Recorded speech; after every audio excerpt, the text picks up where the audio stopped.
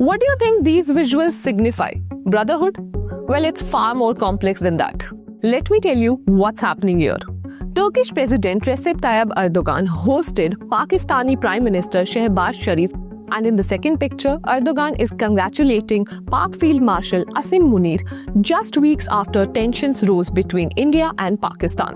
And let me remind you, in the recent India-Pakistan military conflict, Turkey stood steadfast in offering unambiguous support to Pakistan before and after the conflict. But why Turkey has chosen to side with Pakistan over India?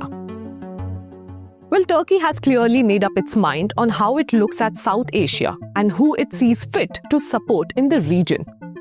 This has not happened overnight, nor is it temporary. Turkey is operating within its conception of a securitized South Asia, where its national security is linked to the region. No other Muslim or Arab nation except Azerbaijan issued a condemnation of India's operation on Pakistan. So let's first understand how Turkey has armed Pakistan. The defense collaboration between Turkey and Pakistan is not new, but has seen significant acceleration in the last decade.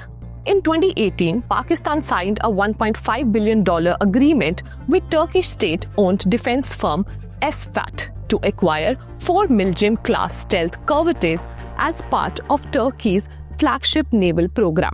This contract also included technology transfer, with 2 of the vessels being built at Karachi shipyard. The Turkish defense industry has also supported Pakistan Air Force and Army modernization efforts.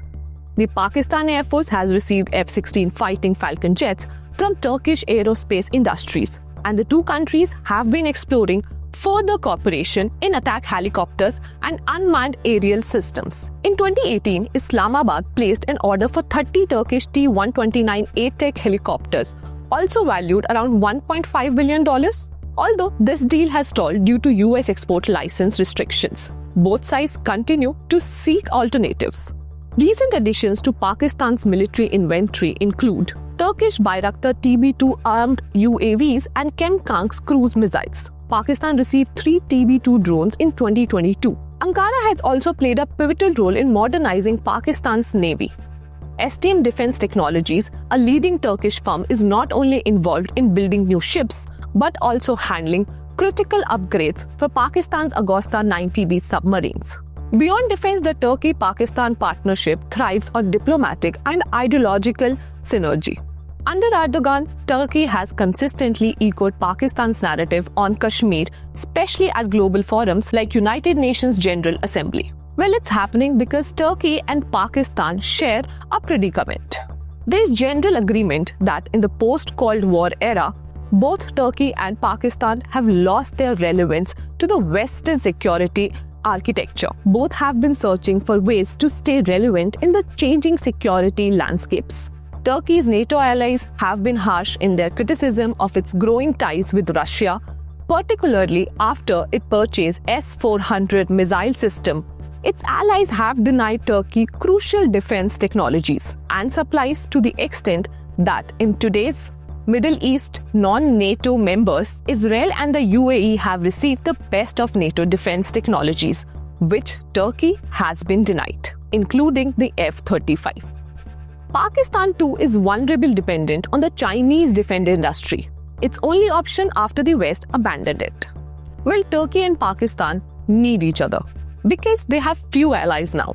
There is an unspoken consensus in Ankara and Riyadh that Pakistan is far too important to be written off.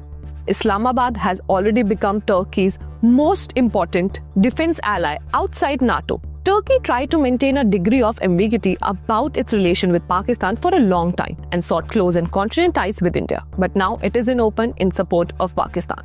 The bigger question is, however, whether Turkey can or should have a Pakistan policy at the expense of its relationship with India. Well, hope you found this video informative, and for more such content, keep watching NDTV.